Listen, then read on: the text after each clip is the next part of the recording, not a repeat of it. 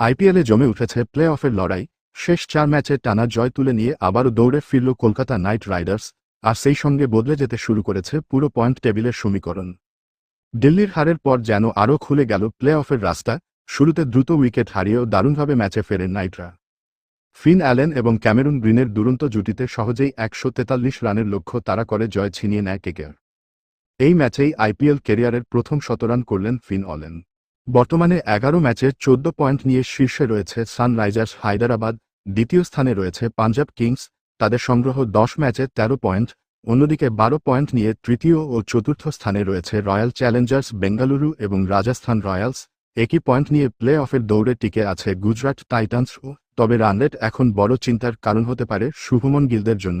এখন প্রতিটি ম্যাচেই কার্যত নকআউট, একটিমাত্র হার বদলে দিতে পারে পুরো সমীকরণ।